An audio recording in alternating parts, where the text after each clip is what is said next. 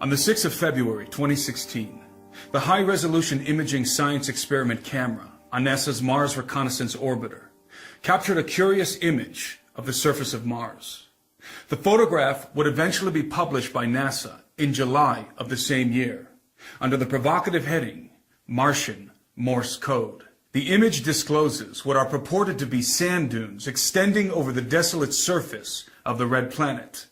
But unlike any known sand dune configurations on Earth, these Martian dunes consist of interlocking multi-directional lines and discontinuous mounds that form a complex grid-like pattern reminiscent of a circuit board and in some segments of Morse code.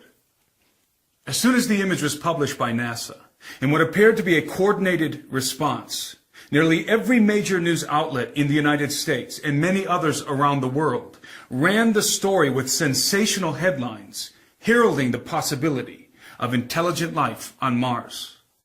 Paradoxically, after provoking the commotion in the first place, NASA roundly denied the notion that the Martian sand dunes were anything more than a naturally occurring topographical phenomenon generated by bidirectional winds. However, since no precedent for such a complex sand dune configuration exists on the Earth, NASA was forced to admit that they cannot fully explain how the so-called Martian Morse code was actually created. I believe that a precedent for such a phenomenon does in fact exist on the Earth, but not in the form of sand dunes and not naturally occurring. In 2008, the late researcher David Flynn published an article entitled The Geoglyphs of Tiwanaku.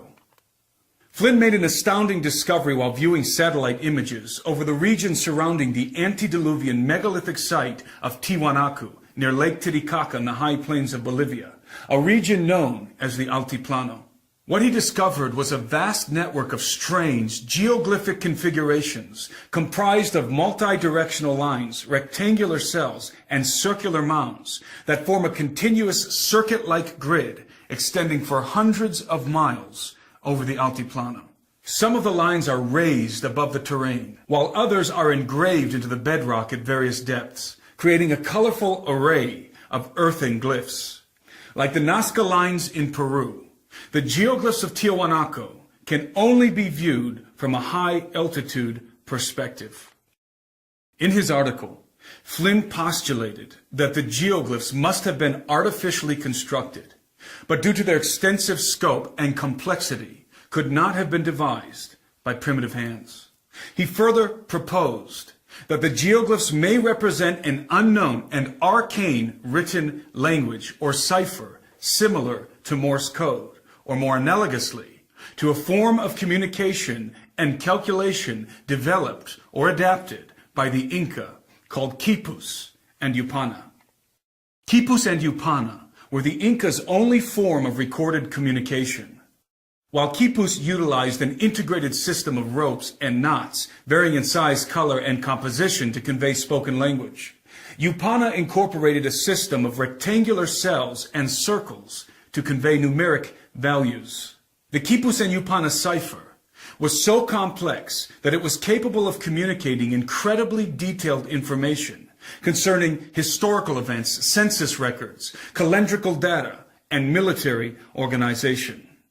The decrypting of these coded communications was a secret known only to the Inca elite.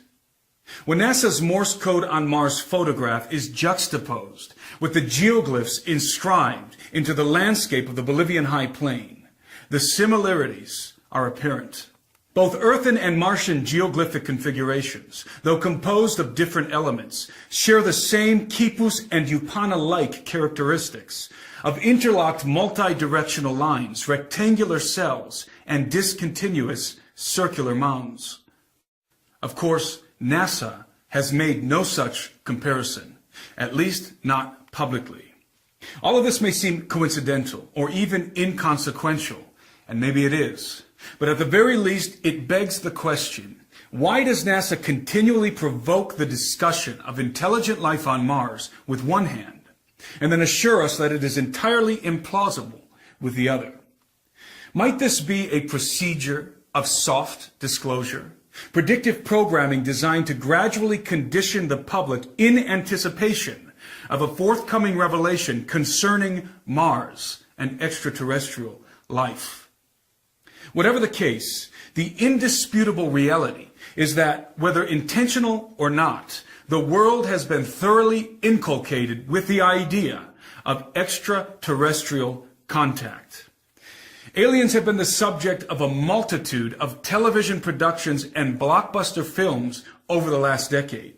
However, there seems to be a measurable increase of interest in the subject as of late. Dozens of films have emerged within the last year alone featuring alien-related content. It is worth noting that just 1 month after NASA published its Martian Morse code photograph, generating a media frenzy about life on Mars, the trailer for a new film entitled Arrival debuted. The short synopsis of the film is intriguing. A linguist is recruited by the military to assist in translating alien communications. Again, this may be entirely coincidental, but it follows on the heels of other conspicuous intimations. In November of 2015, Pepsi Studios, a film production company subsidiary to Pepsi Corporation, published a short film on the internet entitled Black Knight Decoded.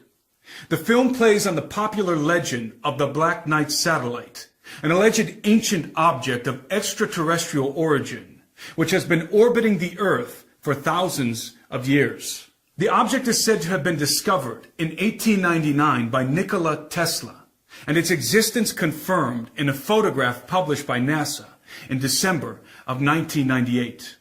Pepsi's Black Knight Decoded film imagines a scenario in which radio transmissions emanating from the Black Knight satellite are detected and decoded. The message is portentous. We came to you many thousands of years ago, when your civilization was young. You have grown quickly and efficiently, but you still have so much to learn. if you want us to return. On the night of your next full moon, The people of Earth must show us they are ready. We will be watching. There are many good videos online breaking down the suggestive content embedded in this Pepsi production. So I won't be decoding the film myself in this analysis, except to point out one cursory detail. The voice you heard heralding the extraterrestrial message to mankind from the Black Knight satellite belongs to music icon Usher. The reason I highlight this seemingly trivial detail is because it signals what I believe to be the occult endgame of an ancient conspiracy, which endeavors to literally usher in the return of ancient extraterrestrial gods and to resurrect their antediluvian empire that was obliterated in the waters of the Great Flood. The most influential institutions on Earth, such as NASA, Hollywood, multinational corporations like Pepsi, and most significantly, the Vatican, seem to be engaged in a coordinated campaign of incremental acclamation, preparing humanity for the arrival and reception of its alien saviors. The last installment of our True Legends documentary series, Episode 2, The Unholy Sea, unpacks this startling reality in great detail. Finally, it should be noted that the UFO phenomenon continues to burgeon. In fact, some of the most credible and convincing UFO sightings to date have occurred this year in 2016. The internet is buzzing this morning over this bizarre video shot near a military base in Dayton, Ohio, that appears to show an object hovering and disappearing into the clouds. Here's another sighting of a similar object, also allegedly seen in the skies over Dayton, believed to be the same UFO. Clayton, what do you think about this? And I have an opinion. Wright-Patterson Air Force Base there, long believed to be housing all sorts of military craft. There have been a number of military members that have gone on the record about what they're housing at Wright-Patterson Air Force Base in Dayton, Ohio.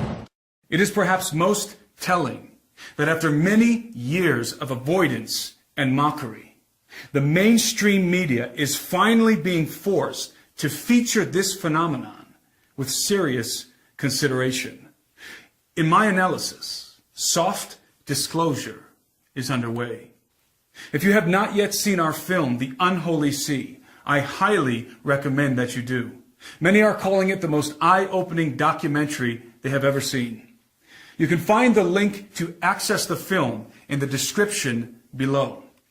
For those of you who have not seen the film, I'll end this video with the trailer for True Legends, Episode 2, The Unholy Sea.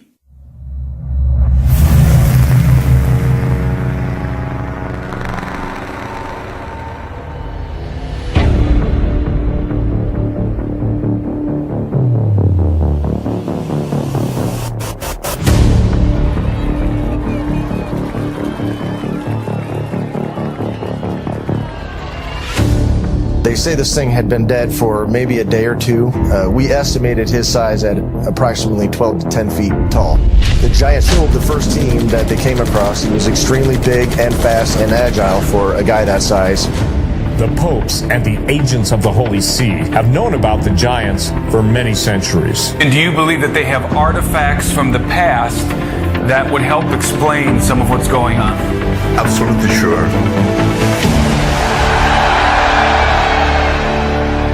The Vatican knows all the secrets.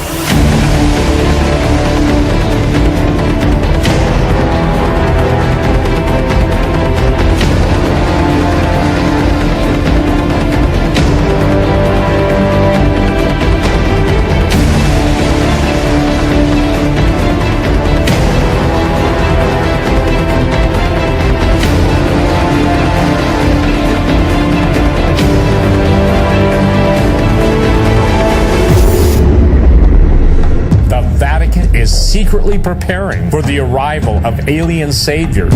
They seem to be intentionally creating dogma that is going to position the Roman Catholic Church to be at the forefront of an official disclosure moment. The Vatican is involved in ufology in ways that we can't even imagine. So while we're standing here in the headquarters of the Jesuits, tell us about Mount Graham. They are constantly monitoring things with the Lucifer device. Sometimes they have to wait for all of the UFOs to get out of the way. I would like to tell you more about Zechariah's teaching.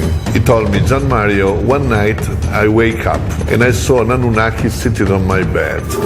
History is being repeated. The days of Noah are returning. The gods are returning to the earth to dwell among men and mingle their seed with the human race. Only the truth can prepare us for the lie that's coming.